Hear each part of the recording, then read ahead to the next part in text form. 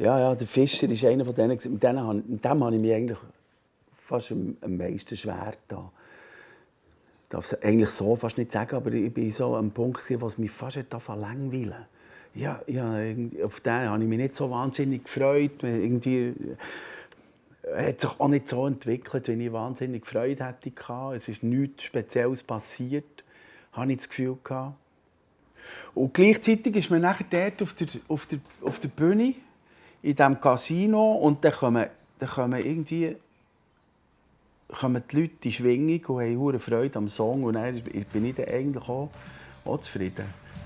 Ich ging raus, oder er nicht rein. Ich ging raus, oder er nicht rein. Ich ging raus, oder er nicht rein. Ich ging raus, oder er nicht rein.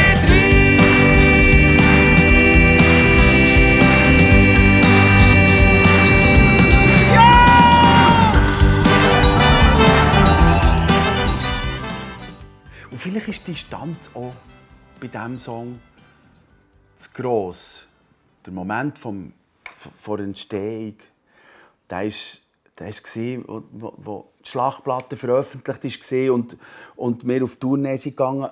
Unser Leben hat sich total verändert. Das ist ein Song zum Thema, wie entzieht man sich eigentlich den Sachen? Wie kommt man irgendwie aus dem Scheiß raus, wenn die Welt rundum irgendwie bedrohlich wirkt oder vielleicht auch bedrohlich ist?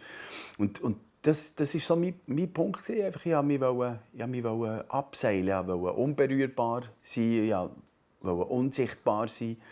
Und das ist vielleicht auch eine Thematik, wenn du nachher vielleicht fast 30 Jahre später zurückschaust und sagst, hey, mit dem bin ich nicht mehr beschäftigt. Ich bin anders unterwegs, ich bin mit anderen Geschichten beschäftigt. Und ich will mich nicht mehr verstecken, ich will mich nicht entziehen. So ist es dann einfach. Wegen dem habe ich vielleicht auch den Bezug ein bisschen verloren zu diesem Song. Gilt aber auch als einer von denen, die in die Kategorie Hits gehören. Ist gut. Ich bin froh, dass die Geschichte irgendwie auch abgeschlossen ist für mich. Abgesehen von dem, es hat viele Geschichten, die sich haben abgerundet oder wo ich mich mit versöhnen konnte wegen diesem Projekt.